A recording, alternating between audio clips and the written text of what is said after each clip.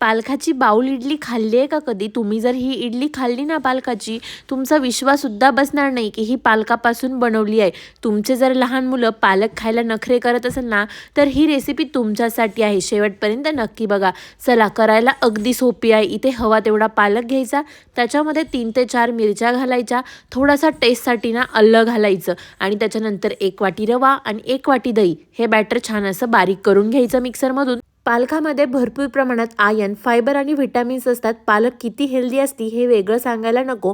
आणि जास्त करून ना लहान मुलांमध्ये आयर्नची खूप जास्त डेफिशियन्सी असते. त्याच्यामुळे ना लहान मुलांनी पालक तर खायलाच हवी. त्याच्यामुळे ही पालकाची इडली त्यांच्यासाठी एकदा नक्की करून. ह्या पालकाच्या बॅटरमध्ये आपण घालणार आहोत कांदा आणि कोथिंबीर, त्याच्यानंतर चवीनुसार मीठ आणि थोडासा सोडा. छान असं मिक्स करून घ्यायचं आणि त्याच्यानंतर बाउलमध्ये हे बॅटर लावून द्यायचे. आता मी इडली बनवते म्हटल्यानंतर माझी इडली गलते वाट बघणार. आता मला अजिबात टेन्शन राहिलेलं नाहीये. समर्थाने वेगळी अशी पालकाची भाजी खावी, कारण इडलीमधून तिला मी भरपूर प्रमाणात पालक देऊ शकते. तुम्ही पण अशी हेल्दी इडली पालकाची एकदा नक्की तुमच्या लहान मुलांना ब्रेकफास्टसाठी किंवा टिफिनसाठी नक्की बनवून द्या. अशा छान छान रेसिपीसाठी मला फॉलो करायला विसरू नका. Thanks for watching and bye. Follow me.